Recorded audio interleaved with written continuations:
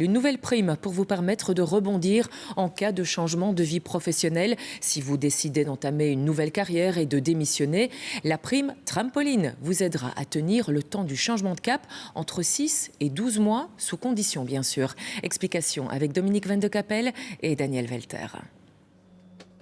Il y a 8 ans, ce Namurois décide de changer de vie. Il quitte son CDI pour devenir glacier. Moi, j'avais pas le droit à l'échec, ça c'était clair. Parce que il n'y avait pas de retour en arrière possible. Et je travaillais dans un secteur qui ne payait pas extrêmement bien, donc je n'avais pas non plus les moyens financiers de ne pas gagner de l'argent. Il fallait que je réussisse. Après des mois et des mois de formation, il lance son commerce, le développe. Un pari risqué qu'il aurait entrepris autrement avec la prime trampoline. Ça m'aurait clairement aidé à prendre la décision et peut-être que je l'aurais fait plus tôt du coup. Ça a vraiment tout son sens, quoi. Les allocations de chômage, c'est un filet de sécurité. Dans ce cas-là, je crois que c'est une évidence.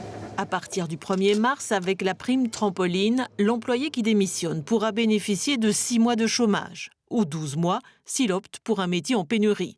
Condition, avoir 10 ans d'expérience et ne le faire qu'une seule fois.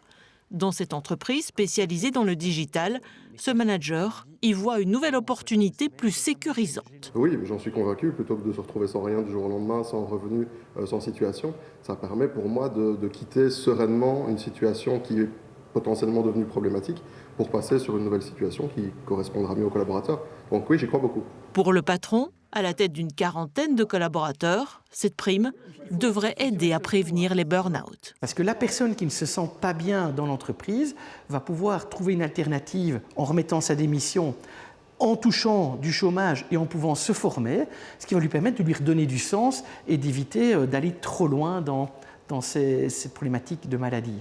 Moins enthousiastes, les syndicats craignent que les 6 voire 12 mois de chômage ne soient trop courts pour pouvoir vraiment rebondir.